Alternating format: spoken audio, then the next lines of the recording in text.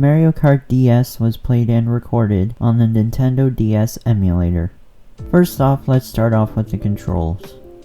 The controls are alright. They are extremely simple. The controls react very quickly to what's happening on the screen, and the controls are surprisingly good for a racing game on a Nintendo DS. You can't change the controls, but that's to be expected for a game like this. Most, if not all, DS games only have one set of controls. I've noticed through my time playing this game that sometimes your thumb would get sore and you would have an imprint of the A button on your thumb.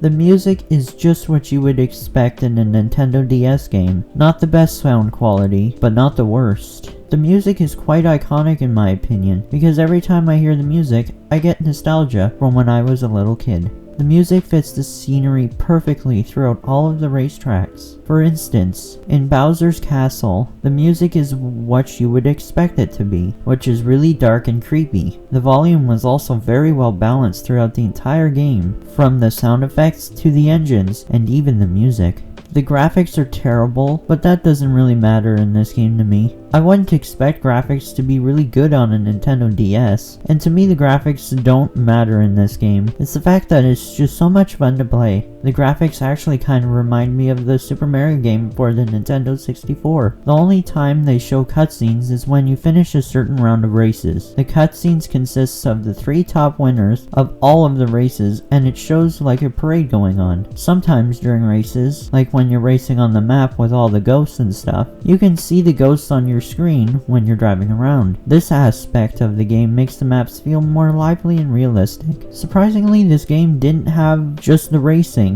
and it also had 2 other fun activities, including one where you go through a bunch of stages fighting bosses that can be really fun to play. There's also this other mode, I forget what it's called, but you have 3 balloons, and you have to get each other out, and also collect coins, and whoever stands last wins. Come to think of it, it's kind of like a battle royale, except it's not multiplayer, but I do think you can play against somebody else on your local connection. I really did enjoy this game. It's a good pastime if you just want nostalgia, but otherwise, if I'm bored some days, I would just come back to this game. But I wouldn't come back to this game every day, because quite honestly, this game is only an hour long, so you'd only come back to it if you're really bored. The game was a lot of fun, and 2, there are 3 different difficulties, so if you found one difficulty too easy, you can just go on to a harder one. I never got bored of this game because if I didn't want to race, I can just do those other little activities. And quite honestly, I have no complaints about this game. They really couldn't do anything better considering the limitations they had with the hardware that they were creating games for. The best part of the game for me was kind of the Battle Royale mode. It's not really a Battle Royale mode, but to me it seems a lot like one.